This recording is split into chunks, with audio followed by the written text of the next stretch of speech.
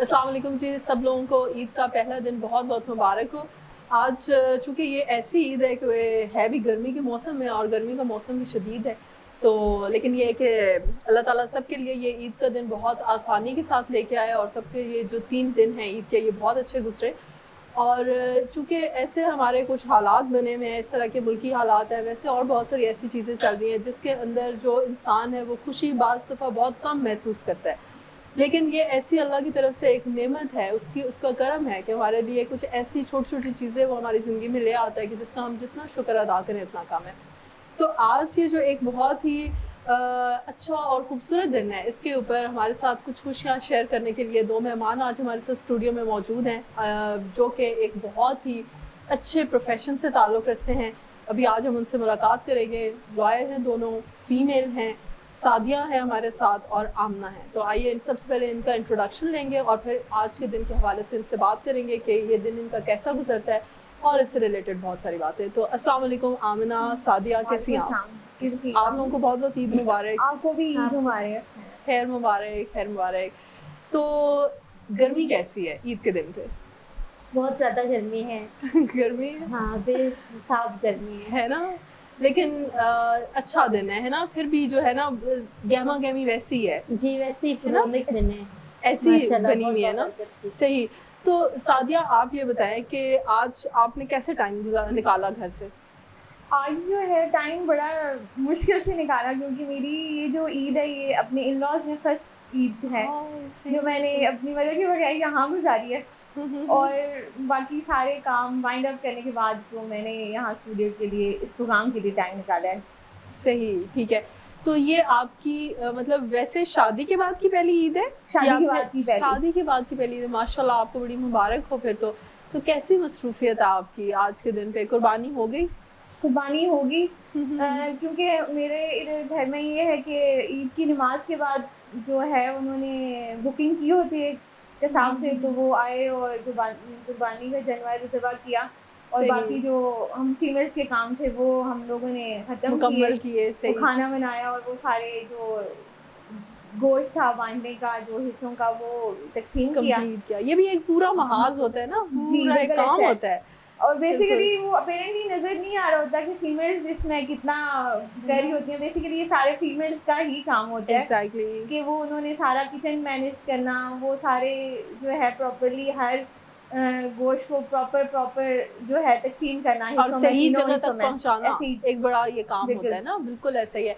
तो आमना, आप की ईद कैसी गुजर रही है आज? माशाल्लाह बहुत अच्छी गुजर रही है। अच्छी गुजर रही है, सो फार अभी सही जा रही है? बिल्कुल अच्छी गुजर रही है। तो आमना, आपको क्या लगता है कि जो एक वर्किंग लेडीज होती हैं उनकी और जो खातून खाना होती हैं उनकी, जबकि उनकी तो फुल टाइम जॉब होती है, मैं तो कभी भी उन्हें ये नहीं कहती कि वो फारग होते हैं, तो उनकी और जो एक बाहर काम करने वाली ख़वातीन हैं उनकी ईद का क्या आपको लगता है डिफरेंस क्या है? अच्छा, उनमें थोड़ा सा मुझे ये डिफरेंस फील होता है कि जो हाउस होल्ड लेडीज़ होती हैं उनको तो वो घर की मैनेजमेंट में बहुत ज़्यादा एक्सपर्ट होती हैं और बहुत ज़्यादा पार्टिसिपेट करती हैं। एज़ उनकी रूटीन होती है ना। लेडीज़ हम लोग जो है ना वो पार्टिसिपेट करते हैं, सारे काम भी करते हैं, लेकिन हम थोड़ा सा चाहते हैं कि हमें थोड़ा सा मी टाइम मिल जाए क्योंकि वो हमारा ऑफ का दिन होता है। हम चाहते हैं कि थोड़ा रेस्ट कर लें या थोड़ा गैदरिंग को हम अवॉइड करने की कोशिश करते हैं जो उस दिन हो नहीं सकती। और वो एक ही दिन होता है, उसमें ये अच्छी बात भी है कि रिलेटिव से आपको मिलने का बहुत अच्छा टाइम मिलता है।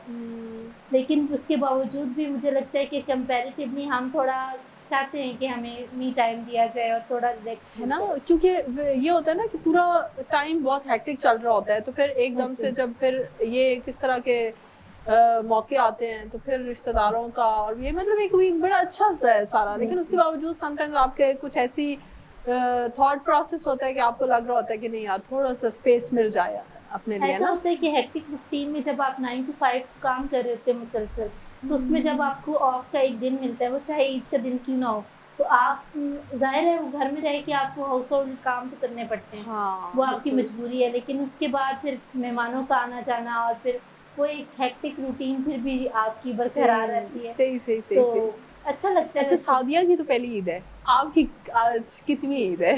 मेरी मैं बहुत अरसे अनमैरिड हूँ। अभी सही सही सही, आपके साथ अभी ये खुशगवार हादसा नहीं हुआ, और यू लकी मेरी छठी ईद है।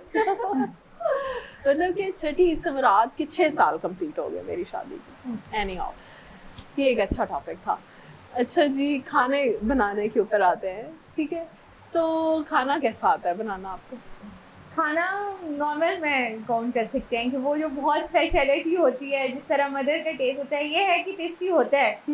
लेकिन वो है कि जो मैं खाना बनाते वक्त इस चीज़ को ही मैंने नज़र रखती हूँ। मेरे फादर कहते थे कि खाना अगर औरत दिल से बनाए और टाइम दे तो वो बनता है। तो जब मैं टाइम देती हूँ और दिल से बनाती हूँ तो बहुत अच्छा बनता है ना। और अगर यही है कि जब रूटीन में चल रहा हो, कोर्ट रूटीन चल रही हो, तो उस टाइम जब खाना वो ये है कि वहाँ के काम मैनेज करके आएँ और फिर खाना बनाएं, और वो मतलब थोड़े से रह जाता है कुछ ना कुछ कि वो लेकिन ये है कि ओवरऑल अच्छा ही बनता है। लेकिन ईद पे जो है वो सही बात है, आपके पास टाइम होता है फैमिली के लिए, तो खाना अच्छा बना।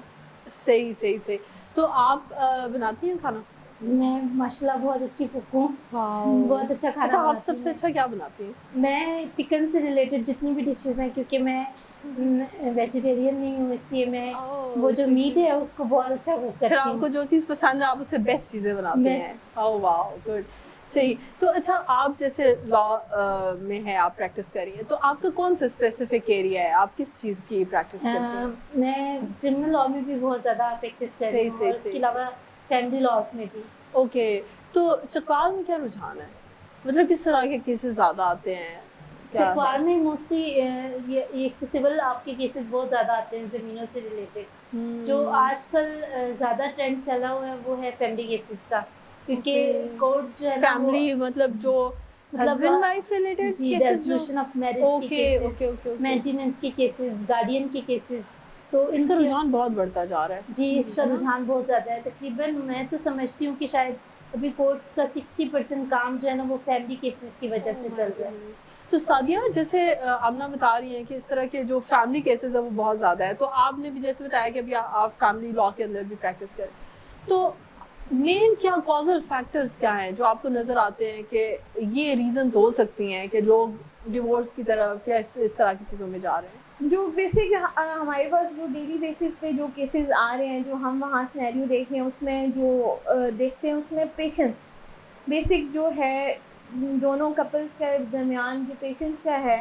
वो इस वजह से बेसिक जो है वो उनकी रेजोल्यूशन वाली साइड पे जाती है बात। और वो ये है कि छोटी छोटी बात हुई उस पर जो है वो फीमेल्स को राइट की अवेयरनेस है कि उनका राइट है कि वो खुला ले सकती हैं, तो वो आती हैं। इसमें भी मैं अगर आपसे को बताऊँ तो जो है इसमें भी वो कैटेगरीज भी होती हैं फीमेल्स की जो बहुत मजबूरी की हालत में आती हैं रेजोल्यूशन वाली साइड पे। ऐसे लेकिन यहाँ पे हमने कोर्ट में वो भी केसेस देखे हैं जिसमें अभी शादी को 1 मंथ भी नहीं गुजरा, तो वो लोग भी खुला वाली साइड पे आ गए।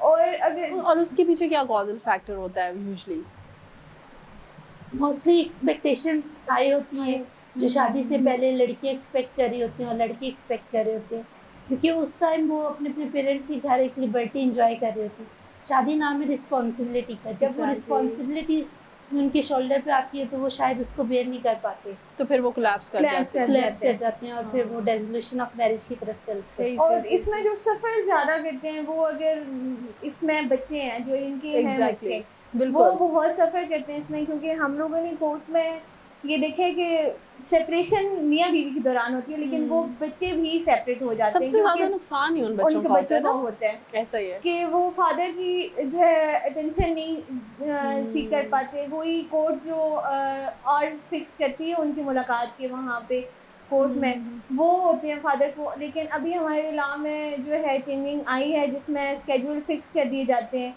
और विजिटेशन का राइट फादर को मिलता है घर के लिए भी। सही। तो ये एक पॉजिटिव है, लेकिन जो है अभी जो हमारा कॉम्प्लिकेशंस बहुत ज़्यादा क्योंकि अगर जैसे कि आपने अभी चीज़ बताई है ना, बज़ाहिर ये लग रहा होता है ना क्योंकि लॉ तो हर चीज़ के बारे में है, लेकिन इम्प्लीमेंटेशन कितनी है और उसमें कितनी शिक आ जाती है कि कौन सी चीज़ अगर इम्प्लीमेंट हो रही है तो उसके पीछे और कौन से बहुत सारे कॉजल फैक्टर्स हो सकते हैं जो कि sometimes positively sometimes negatively impact कर रहे होते हैं। ठीक है, तो इंसान उस चीज़ को गेज नहीं कर पाता कि पता नहीं इस लॉ के अंदर रहते रहते भी हम किस डायरेक्शन में जा रहे हैं। समटाइम्स ऐसी सिचुएशंस भी हो जाती हैं, अगर हम इसको साइकोलॉजिकल पर्सपेक्टिव के अंदर देखें तो उसके अंदर भी फिर बहुत सारे चीज़ें ऐसी काउंट कर रहे होते हैं। तो अच्छा, हम एक और चीज़ के ऊपर बात करते हैं, जैसे कि बचपन में होती है ना एक ईद होती है, तो अभी जैसे अभी की आपकी एक ईद जा रही है, सबसे ज़्यादा किस चीज़ को मिस करते हैं अपने बचपन की? पहले आपने बताना है। अच्छा, बचपन में तो ईद का पहला दिन जो होता था वो कजिन्स के साथ निकल जाना और झूले लेना, वो उस सारा चीज़ को दिन मैं गलियों बहुत में ज़्यादा रहना। मिस करती हूँ कि वो वाली लिबर्टी अब नहीं रही। अब हमें देखना पड़ता है कि हम झूलों पे कैसे जाएं, और वो फिर अब इतने छोटे झूले होते हैं कि उन पे हम आ नहीं सकते। तो वो एज फैक्टर की वजह से, True that. अदरवाइज वो ईद जो थी वो बेस्ट ईद थी कि आपको कोई आप पे रिस्पॉन्सिबिलिटी नहीं होती थी, आप किसी चीज़ की बाउंड नहीं होते थे, और आपने बस घूमना होता था और पैसे लेके चीज़ें और खानी थोड़े होती से थी पैसे और होते बस थे ईदी के, और कितना मजा आता था ना बहुत ऐसे। ज़्यादा। अब तो हम ईदी देने वालों में से हैं, अब तो ईदी सही, लेने वाला बिल्कुल। कॉन्सेप्ट ही खत्म हो अच्छा, गया। वैसे मैं अभी भी ईदी लेती हूँ सीरियसली, मतलब लेनी होती है ना ईदी। ठीक, तो आप सादिया सबसे ज्यादा क्या चीज मिस करती हैं अपने बचपन से? बचपन से और अब की जो ईद का कंपैरिजन करूँ ना, तो मैं जो मिस करती हूँ अपने फादर को, उनकी प्रेजेंस को मिस करती हूँ। वो नहीं है, उनकी प्रेजेंस को बहुत मिस करती हूँ ईद पे, ये स्पेशली बहुत स्ट्रॉन्ग फिगर होते हैं ना। बिल्कुल के वो नहीं है तो वो ईद के वो मज़ा नहीं होता कोई भी। क्या ईद उल फितर हो क्या ईद उल अज़हा हो, वो Exactly. उनकी जो है ना प्रेजेंस बहुत ज़्यादा कुछ रिश्ते ऐसे होते हैं ऐसा ना, है कि उनके जिनके साथ होने ना होने से बहुत फर्क पड़ता है, ऐसा है। वाकई बहुत वाज़ह फर्क हाँ जी, पड़ता बिल्कुल आपके साथ और रिलेशंस होते हैं, लेकिन हाँ। फादर का जो रिलेशन है ना, उसकी कमी इंसान इन मौक़ों पे बहुत जो है महसूस करता है। तो मैं वो अपनी सही, ईद पे ना सही। ये महसूस करती हूँ। बिल्कुल बिल्कुल, अल्लाह ताला उनकी बख्शिश करे, आमीन। अल्लाह ताला उनकी दर्जात बुलंद करें। बाकी तो अभी जैसे आपने बताया कि आपकी शादी के बाद की पहली ईद है, तो कैसा फील हो रहा है? ये रिस्पॉन्सिबिलिटी वाली ईद फील हो रही है कि ये मैंने बहुत जानबूझ के आपसे दोबारा ये क्वेश्चन किया है, मैं आपको बताती हूँ क्यों। क्योंकि पहले जब मैं अपनी मदर के घर में थी तो कोई रिस्पॉन्सिबिलिटी इस तरह की नहीं होती थी कि आपने प्रेस करने हैं कपड़े अपने हस्बैंड पे। वहाँ सिर्फ आप और वो भी खुद कलर होते थे वाले जिसने, कपड़े और आपने खाने की कोई टेंशन नहीं होती थी कि कोई खाना आपने स्पेसिफिकली बनाना है। अब वो सारी रिस्पॉन्सिबिलिटीज आप पे है, मेरे तो वो शिफ्ट हुआ हुआ है, तो वो ये हो रहा है। इस तरह की चीज़ है। तो अच्छा क्या लगा? अच्छा, ये आप होते कि मैरिज रिलेशन भी इतना अच्छा है कि वो अल्लाह ताला ने एक बहुत बहुत बाबरकत और हाँ जी। बहुत खूबसूरत रिश्ता तो बनाया। ये हस्बैंड के साथ ये फर्स्ट ईद गुजरी है तो बहुत अच्छी गुजरी सही, है। सही, ये सही। बहुत माशाल्लाह माशाल्लाह, अल्लाह ताला आपके लिए बहुत आसानियाँ पैदा करे। तो अच्छा, आप जब ईद के लिए कहीं पे आप ट्रैवल करते हैं या फिर अपने आबाई जो होता है इलाका वहीं पे होता है? हम लोग मोस्टली रिश्तेदार तो हम एक ही स्ट्रीट में रह रहे हैं, मेरे सही, सही, ननिहाल सही। सारा, लेकिन ठीक है। ननिहाल में कभी कभी जाना होता है ईद के दूसरे दिन। थोड़ा सा दूर के ही वो रहते थोड़े हैं? दूर हैं, कुछ ठीक, पिंडी हैं, कुछ झेलम साइड पे हैं, अच्छा अच्छा, तो सही। जाना होता है ईद के दूसरे दिन या हम्म। तीसरे दिन, या सही फिर है। कोई आ रहा होता है हाँ। तो वो एक ईद का मज़ा जो है दुबाला हो जाता है। दुबाला हो जाता है। अच्छा, जिस तरह से होती हैं ख़वातीन, कैदी जो ख़वातीन हैं ना, उनके बारे में अगर हम थोड़ी सी बात करें तो आपको किस तरह की ख़वातीन ज़्यादातर इस तरह केसेस में आती हैं? मोस्टली आजकल जो ट्रेंड चला हुआ है वो मैंने 302 में बहुत ज़्यादा ख़वातीन देखी हैं जो कि केसेस में इंडल्ज हुई हैं, क्योंकि बाकी जो फ्रेंड्स हैं कंपैरेटिवली वो इतनी हीनियस नहीं है, तो उसमें वो बेल आउट हो जाती हैं। और ईद के मौके पर तो स्पेशली उनको रिलीफ मिल जाता है। मिल जाता है कि ईद है तो फीमेल है तो इसको, लेकिन 302 की ख़वातीन बहुत ज़्यादा कैदी आपको मिलेंगी। हमारे इस एरिया चकवाल एरिया से भी हैं। जी, चकवाल एरिया में, क्योंकि यहाँ पे एक ही जेलम आई थी नील, उसमें तो नहीं रखते, लेकिन जेलम में आपको बहुत ज़्यादा चकवाल एरिया की भी ख़वातीन जो हैं वो हैं मिलेंगी जेलम में नजर बंद 302 के केस जी। में। सही सही सही। तो क्या इसमें कोई है गवर्नमेंट पॉलिसी है सादिया के जिसमें ईद के दिन पे थोड़ा रिलीफ मिलता हो, कुछ बेहतरी? बेशक जैसे आमना ने बताया ना कि 302 के केस में तो रिलीफ डेफिनेटली नहीं मिल सकता, लेकिन उधर ही उसी एरिया के अंदर रहते रहते जैसे जेल के एरिया के अंदर ही कोई ऐसी होती है पॉलिसी कि उस दिन थोड़ा सा बेहतर फील करें? ईद के जो है डेज में वैसे भी तमाम जो जेल में कैदी होती डिडक्ट की जाती है पनिशमेंट ईद के मौके पे। सही सही सही। और कितनी डिडक्शन होती है? ये केस टू केस वेरी करता है ओके। कि उनकी punishment case to case vary की जाती है कि उस तरह डिडक्ट की जाती है। और फीमेल्स को हमारा जो लॉ प्रोटेक्ट करता है उसमें ये है कि फीमेल्स जो होती हैं उनको बेल ग्रांट कर दी जाती है as a matter of right किया जाता है। लेकिन हियर्स क्राइम्स में जिस तरह 302 है मर्डर है उसमें नहीं की जाती।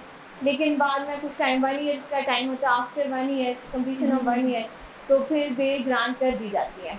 और उसी तरह अगर कैदी हैं प्रेगनेंसी है उनकी उस सूरत में भी उनको बेल ग्रांट कर दी जाती है। Okay okay. और ज़्यादातर जो 302 के अलावा कत्ल के अलावा जो फीमेल्स आ रही हैं जिन केसेस में तो वो नारकोटिक्स के केसेस हैं उसमें आ रहे हैं वो भी। अच्छा, ये बहुत ज़्यादा ट्रेंड मैंने सुना है, जी। ये बहुत ज़्यादा केसेस रिपोर्ट हो रहे हैं। जी, उसमें जो है फीमेल्स जो है कोर्ट में आ रही हैं उसमें भी फिर जो है वो लॉ प्रोटेक्शन बेल की हद तक फीमेल्स को ग्रांट की जाती है।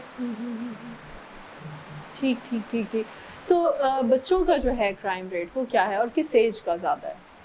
जेवनाइल जो केसेस बहुत रिपोर्ट होते हैं उनमें भी जेवनाइल जो केसेस हैं उनमें भी नारकोटिक्स के बहुत ज़्यादा हैं। उनके नारकोटिक्स में के केसेस में जेवनाइल जो हैं वो बहुत ज़्यादा आते हैं। इसी तरह आप 302 के केसेस उसके अलावा 320 मतलब जो है कत्ले ख़ता में जो आते हैं वो आते हैं। रैश ड्राइविंग के केसेस इनमें आते हैं। सही सही। चिल्ड्रन जेवनाइल्स जो हैं वो उसमें और उनके लिए अलग लॉज हैं उनमें उनको बड़ी प्रोटेक्शन प्रोवाइड की जाती है कि उस तरह की वो उनको सेपरेट रखा जाता है जो रेगुलर कैदी होते हैं उनसे उनके अलग जो है वो जेलें होती हैं। ठीक है। और इस तरह सही। अच्छा, तो ये तो एक बड़ी अच्छी मतलब इसको अगर हम कहें ना कि बाकी कैदियों से जिस तरह से उन बच्चों को अलग रखा जाता है ये एक अच्छी काविश है ना। उनका बेसिक पर्पस ये है कि वो हैबिचुअल ना बने, उनके साथ उनसे मजीद नई चीजें वो ना अडॉप्ट करें, बल्कि उनको वो जो प्रोबेशन पीरियड उनको उसमें रखा जाता है वो एज ए स्कूल जो है फैसिलिटीज़ प्रोवाइड की जाती है एजुकेशन की। उनकी साइकोलॉजिकली डेवलपमेंट की जाती है जेवनाइल्स की। ओके, ठीक ठीक ठीक, सही है। अच्छा, इसके अलावा अगर हम देखें तो जैसे कोर्ट्स में होते हैं ना इलेक्शंस वगैरह होते हैं तो उसमें आप लोग पार्टिसिपेट करते हैं? जी हैं। कब अभी लास्ट टाइम हुए हैं ना आई गेस? जी, मैंने एक दफ़ा पार्टिसिपेट किया था। ठीक है। वो एग्जीक्यूटिव मेंबर के लिए कंटेस्ट किया था इलेक्शन। सही माशाल्लाह से बहुत ज़्यादा लीड से विन किया था। ओह माशाल्लाह। और अभी होप्सो के अपकमिंग इलेक्शन में भी क्योंकि हर इलेक्शन में फीमेल रिप्रेजेंटेटिव होती हैं हमारी। अच्छा अच्छा, मतलब ख़वातीन हिस्सा लेती हैं उसमें? जी ऐसे ही है। तो कभी उनको ऐसा ऑलरेडी एक सीट दे दी जाती है कि आप क्यों, क्या रीजन है इसके ना पीछे? करें, आप जो है ये सीट इसमें ना जी मुकाबले में ना आए। मैं मुकाबला करना मुझे लगता है कि वो ज़्यादा आपको आपकी स्ट्रेंथ आपको पता चलती है। आपको जो एक कंटेस्ट है पूरा वो मेरिट पे आप आते हैं तो वो ज़्यादा खूबसूरत लगता है आप जब सीट पे बैठते हैं तो। ये बात बिल्कुल सही है। तो सादिया आपने कभी किया? नहीं, मैंने कॉन्टेस्ट नहीं किया। मेरी प्रैक्टिस को 10 ईयर हो गए लेकिन मैंने इलेक्शन कॉन्टेस्ट नहीं किया। क्यों? What is the reason? क्योंकि मेरा इतना इंटरेस्ट नहीं है। आमना का पॉलिटिक्स में इंटरेस्ट रहा है और yes, इलेक्शन में भी ये था कि मैं टाइमली नहीं पहुंची थी, जस्ट वोट के लिए पहुंची थी और आज तक आमना को बहुत गिला है। होना भी वैसे चाहिए। और ये कि फ्रेंड्स जो इलेक्शन कॉन्टेस्ट करते हैं उनकी ये है कैंपेन में उनकी हेल्प की और इस हद तक या वोट की हद तक। अच्छा, जब आप वोट लेट्स सपोज आपने कैंपेन करनी है, आप क्या कहते हैं उन्हें जाके कि हम बहुत अच्छे हैं, हम आपके अच्छे काम करेंगे? कौन है हम? कमेंट के एक ही वो होता है हमारा यहाँ पे कि हम कहते हैं कि काइंडली आप मुझे वोट दे दें। मैं जो है वो आगे पूछते कि क्यों दे दें, मतलब हम क्यों दें? कुछ लोग हैं जो आपसे लॉजिक मांगते हैं, वो कहते हैं कि आप हमें बताएं कि आप बाहर के लिए कैसे फ़ायदेमंद होंगे, आप बाहर के लिए क्या करेंगे, हमारे लिए क्या करें, तो आप उस पर बताएं, हमें अपनी आइडियोलॉजी बताएं, है ना? बिल्कुल ऐसे ही है। तो फिर उन्हें सेटिस्फाइड किया जाता है क्योंकि उनको उनके लिए फिर अपना मैनिफेस्टो आपको देना पड़ता है। आपको बताना पड़ता है कि मैं ये काम मैं करना चाह रही हूँ और मैं करूँगी। अच्छा, जब आपने अपना दिया था जी तो फिर आपने काम किया था? आपने सादिया सही बताना है, आमना ने काम किए थे या नहीं किए थे? जी हम लोगों ने 10 On चैम्बर record. बनाए थे। जी बिल्कुल, आप चेक भी कर सकते हैं, हमने 10 चैम्बर बनाए थे। वो Wow. अभी भी मेरी भी नेम प्लेट में हूँ, मैं भी इसमें एग्जीक्यूटिव मेंबर थी, क्योंकि तो हमारी पूरी वो जो कैबिनेट थी उसकी अभी भी वहाँ पे नेम प्लेट लगी हुई है Okay. 10 चैम्बर्स में। मैं जरूर विजिट करूंगी। जी इंशाल्लाह। ठीक ठीक ठीक, सही। तो कैसा मतलब उसमें आपको क्या चार्म क्या नजर आता है? मतलब आपने तो ये सीट ली है ना, जी तो जी। आपको क्या लगता है कि इसमें रह के इसमें कितना आगे आना चाहिए खवातीन को, या फिर ये है कि इसमें आप क्या पॉजिटिव रोल प्ले कर सकते हैं? अच्छा, इसमें बहुत मुझे इसलिए अच्छा लगता है क्योंकि जब आप किसी जगह रहते हैं तो आप अपना एक स्ट्रॉन्ग ओपिनियन आप दे सकते हैं, आप बाल की वेलफेयर के लिए भी आप अपना स्ट्रॉन्ग पॉइंट ऑफ व्यू रख सकते हैं। फिर उसमें बहुत से हम डिसीजंस करते हैं, हमारे फाइनेंशियल मामला होते हैं, हमारे जो मशीनरी जो हमारी वर्किंग पोजीशन होती है उसको हमें एडजस्ट करना होता है कि हमने कौन से खर्चात कहाँ से कहाँ लगाने हैं, और ये सारी चीज़ें मैनेजमेंट होती है क्योंकि हमारा गवर्नमेंट का इदारा तो है नहीं, हमारा सेमी गवर्नमेंट में आता है और हमने अपने फंड्स खुद जनरेट करने होते हैं। ठीक और उसके बाद फिर बात को हमने मैनेज करना होता है और पूरे इदारे को हमने चलाना होता है। माशाल्लाह। तो वो फिर वकला की फलाह बहबूद के लिए भी बहुत, क्योंकि वकीलों के साथ, क्योंकि वकील ऐसी है जो एक ऐसी हमारी कम्युनिटी है मेरे मुंह जिसको में बहुत जोर का क्वेश्चन आया। जिसको किसी कोई प्रोटेक्शन नहीं है गवर्नमेंट की तरफ से।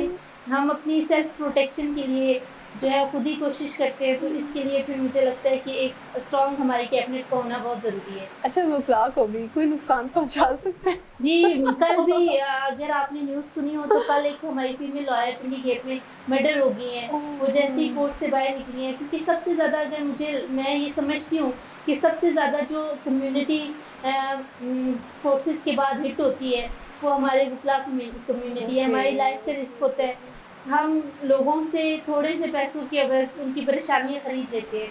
जब हम परेशानियाँ उनकी अपनी परेशानियाँ बना लेते हैं, उनके लिए कोर्ट में उनके राइट के लिए फाइट करते हैं, तो हमें सबसे ज़्यादा जो होता है वो लाइफ थ्रेट होता है। तो कल फीमेल लॉयर भी ऐसी बेचारी वो पिंडी घेट में प्रैक्टिस करती थी, कोर्ट से काम करके बाहर निकली है तो उनको शूट कर दिया गया। तो वो लाइफ थ्रेट तो हमारे साथ हैं। बिल्कुल तो इस बिल्कुल कम्युनिटी को सबसे ज़्यादा खतरा है क्योंकि हमें लोगों को प्रोटेक्ट करते तो हुए। फिर इनके राइट्स को आप कैसे सिक्योर करते हैं? मतलब इसको किस तरह से आप इंश्योर करते हैं कि इस तरह के हादसा ना हो? हम क्योंकि जो इंसान आपको मारने की गर्ज से आता है ना, वो तो एक तैयार करके आता है और उसके पास सारी प्लानिंग चल रही होती है कि मैंने यहाँ पे आपको हिट करना है, वहाँ पे हिट करना है, तो उसको तो आप रोक नहीं सकते।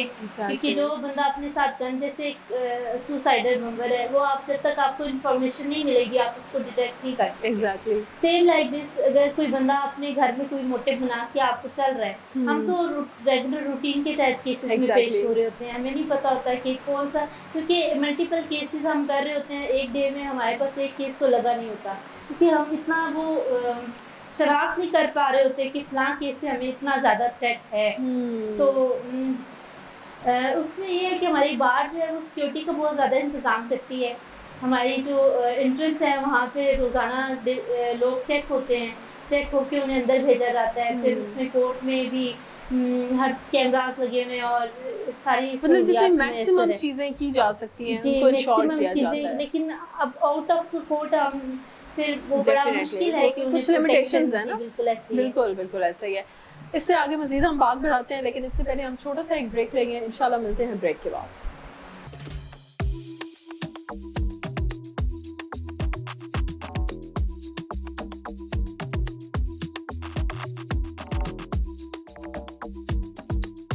अस्सलाम वालेकुम। ब्रेक जो है वो ख़त्म है और अब इसके बाद जो हमारा प्रोग्राम का बाकी हिस्सा है उसको हम कंटिन्यू करेंगे। तो अच्छा, अभी जैसे हमारी बात हो रही थी कि एक लाइटर नोट पे आपकी क्या हॉबीज़ हैं, आपको क्या चीज़ पसंद है, तो आमना आप बताएं कि आपको बुक्स अच्छा पढ़ना पसंद है मुझे, और हिस्ट्री पढ़ना मुझे बहुत ज़्यादा पसंद है, पोइट्री पढ़ना मुझे बहुत ज़्यादा पसंद है। सही सही तो बस ये हॉबीज है। इनको पोइट्री भी पसंद है, तो आप हमें कुछ सुनाए ना, कुछ भी, थोड़ा सा कुछ भी आप सुना दें। माशाल्लाह आपकी आंखें खूबसूरत हैं, फिर मैं एक शेर सुना देती हूँ। Thank you. शगुफों को शरारत का मचलता रूप देती हैं, शगुफों को शरारत का मचलता रूप देती हैं, हकीकत को बना देती है फसाना तेरी आंखें। वाह माशाल्लाह, आमना के लिए बहुत तारीफ। Aamna thank you so much, thank you so much. और अच्छा सादिया, आप बताएं कि आप बता रही थी कि आपको गार्डनिंग का शौक है ना, ठीक है, तो किस तरह की चीज़ें आप लगाती हैं? मुझे गार्डनिंग में ना किचन गार्डन का बहुत ज़्यादा है, और मैंने ना सही, अपने घर में किचन गार्डन जो है वो बनाया हुआ है, जिसमें जो है हर सीज़न की वेजिटेबल जो है वो लगाते हैं। वो एक मुझे मेरी हॉबी डेवलप है बचपन से, क्योंकि मैंने ये जो है हॉबी वो इनहेरिट की अपनी दादी से। उन्हें बहुत ज़्यादा गार्डनिंग का शौक था, वो हर टाइम जो है ना लगी रहती थी पौधों के साथ, और साथ हमें भी लगाई रखती थी। सही और वो एक हॉबी डेवलप हो चुकी है, वो किचन गार्डन पे बड़े फोकस करती थी, और वो अपने हर सीजन की बड़ी फ्रेश वेजिटेबल्स अपने किचन में लाती थी। तो वो सेम इसी तरह की अब मैंने खुद एक किचन गार्डन अपना बनाया हुआ है, और बड़ा वो अच्छा लगता है। आपने क्या क्या लगाया हुआ है उसमें? मैंने उसमें सारी सीजन की जो वेजिटेबल्स हैं वो लगाई हुई हैं। जिस तरह अब समर है तो उसमें खीरे लगाए हुए हैं, क्योंकि वो डाइट से रिलेटेड बहुत ज़्यादा जो मुझे है। उसके अलावा टमाटर वो लगाए हुए हैं, उसके अलावा चिलीज और पुदीना, धनिया, ये सारी चीज़ें, पालक और वगैरह पालक, है? हाँ जी पालक भी, और ये सारा पालक तो जरूर उसमें होती है। ये, और इसी तरह विंटर में वो शलजम और मूलियाँ और स्पेनिश, ये सारी चीज़ें। अच्छा, वो एक किचन होता है गार्डन ना में आलू, use आप होती जितने भी अच्छे लगा लेना, वो पता नहीं उनको क्या परेशानी हो जाती है, फिर भी वो सही नहीं आते। एक में बहुत अच्छे निकल आएंगे और दूसरे पौधा दूसरे निकालेंगे तो ऐसे ही है। नहीं होंगे। तो इसकी क्या रीजन है? इसकी कुछ है टिप ये है जो आप इसमें जो है वो बीज का बेसिकली होता है कि वो हम जो सही। डालते हैं वो अगर अच्छा है तो वो फिर उसकी इसी तरह ग्रोथ होती है, और वो खराब होगा कुछ हमारे वो मौसमी इफेक्ट भी आते हैं पौधों पे। जिस तरह से जिस तरह बहुत गर्मी है तो बहुत ज़्यादा झुलस चाहे आप कितनी उन्हें पानी दे और प्रोटेक्शन दे रहे हो, लेकिन वो वेजिटेबल झुलस रही हैं और वो पौधे झुलस के जल रहे होते हैं। सही, तो ये रीजंस है। अच्छा, आखिर में एक अपनी अपनी फील्ड से रिलेटेड, जैसे आप बहुत क्लोजली इन सारी चीज़ों को आप देख रहे हैं। एक होता है ना जब एक इंसान लेट्स सपोज गुस्से में आता है, तकलीफ में होता है, रेज में होता है, बहुत सारी चीज़ें आती हैं इसमें, तो वो एक कोई भी एक्शन या उसका बिहेवियर जो है ना वो सामने आता है इन फॉर्म ऑफ एनीथिंग, ठीक है। अब वहाँ तक तो हो गया कि उसने आउट ऑफ एंगर, रेज, जिस तरह से भी उसने एक क्राइम को कमिट कर दिया, लेकिन उसके बाद की जो कैफियत है वो आप लोग बहुत करीब से देखते हैं कि जो फिर उसके नुकसानात हैं, फिर उसकी अपनी जो साइकोलॉजिकल हेल्थ है, उसका जो गिल्ट है, उसका जो पछतावा है, या सम और कुछ केसेस में डिफरेंट भी होती हैं चीज़ें। तो आप क्या देखने वालों को क्या पैगाम देंगी, ख़ास तौर पे वो लोग, चाहे वो मर्द हैं चाहे वो ख़वातीन हैं, जो कहते हैं कि हम तो सीधी बात मुंह पे करते हैं, हमें तो गुस्से पे कंट्रोल नहीं है, जो लोग गुस्सा करते हैं वो बहुत साफ दिल के होते हैं, कुछ इस तरह की चीज़ें हमने ना उनको बहुत ही फैंसी कवर दिया हुआ होता है ना।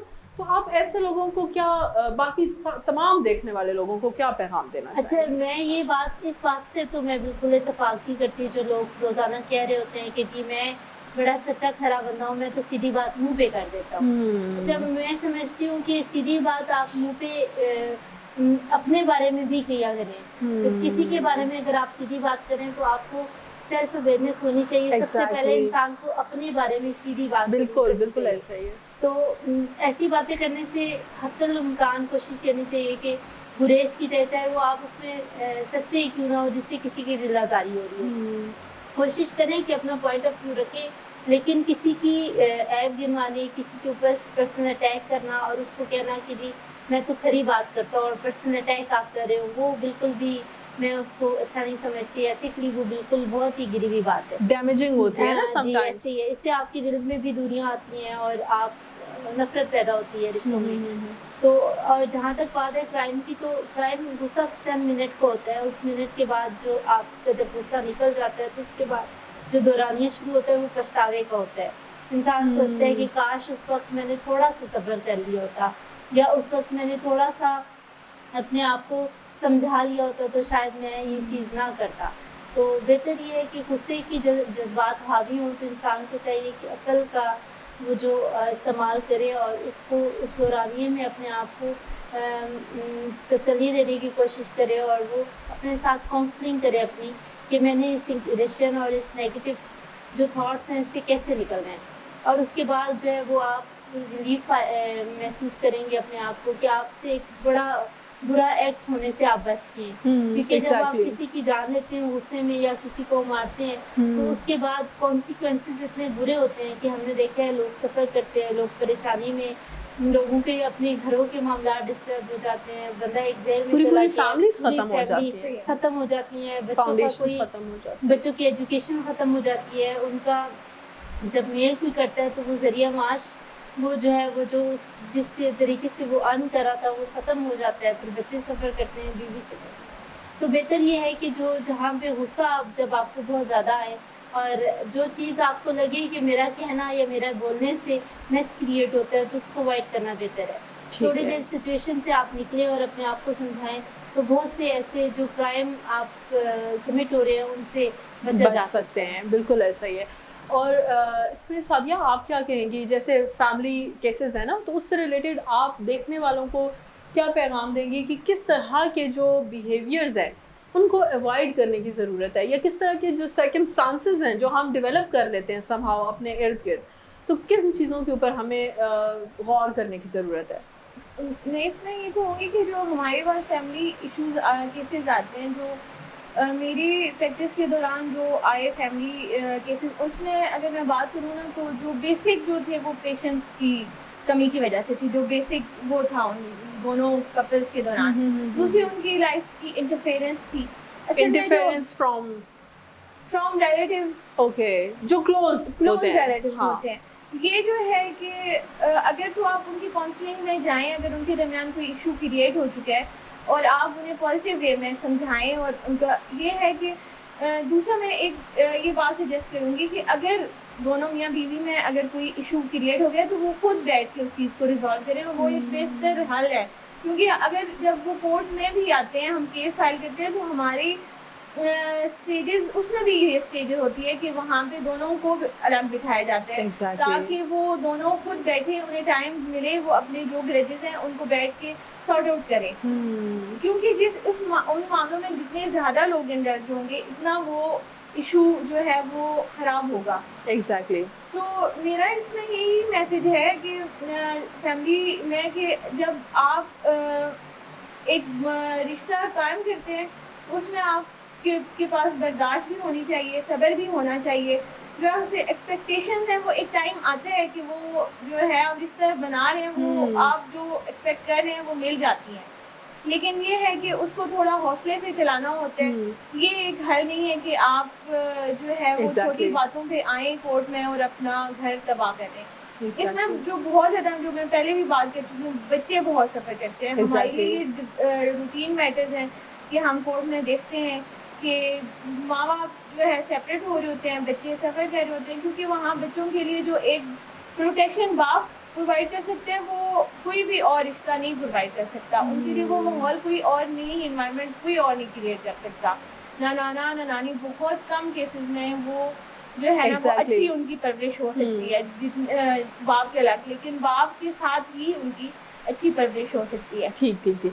तो मतलब ये जो आपका है, कहने का मतलब है कि जो भी हमारे माशरे में इस तरह के बिहेवियर्स हैं, पर्टिकुलरली इन फैमिली केसेस, तो उसमें जो एक मर्द और औरत हैं उन्हें खुद इतना डेफिनेटली, अगर उनकी शादी हो रही है तो दे शुड मैच्योर इनफ कि उनको अपने मसले हल करने आने चाहिए। अगर वो मैच्योर नहीं है तो मेरा नहीं ख्याल कि उनकी शादी की ज़रूरत है।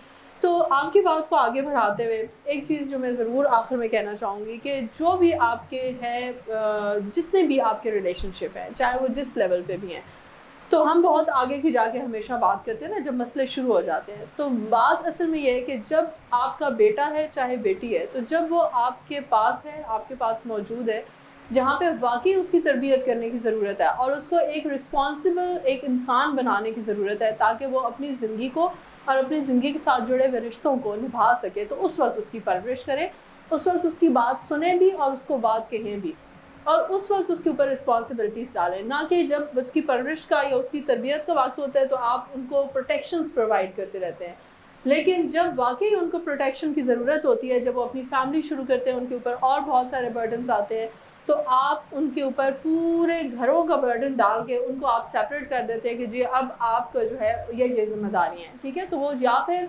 उसमें फिर एक ही चीज़ बचती है, या फैमिली बचती है, वालदैन बचते हैं, या फिर रिश्ता मियाँ बीवी का बचता है। तो फिर दोनों में से कोई एक बंदा जीत जाता है।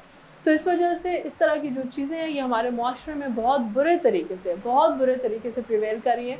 तो इन चीज़ों के ऊपर काइंडली आप थोड़ा सा गौर करें। और आज का दिन बहुत खूबसूरत है, अपने लिए दूसरों के लिए आसानियाँ पैदा करें, और जितनी पॉजिटिविटी अपने बिहेवियर्स, अपने जेस्चर से आप माशरे में दे सकते हैं उनको ज़रूर दें। और आप सबका बहुत बहुत शुक्रिया, आपने अपना बहुत कीमती वक्त निकाला और आप यहाँ पे तशरीफ़ लाए हैं। और इंशाल्लाह फिर भी आपके साथ मुलाकात रहेगी। तब तक के लिए इजाज़त दीजिए। आप सबका बहुत शुक्रिया। अल्लाह हाफ़िज़। ईद मुबारक।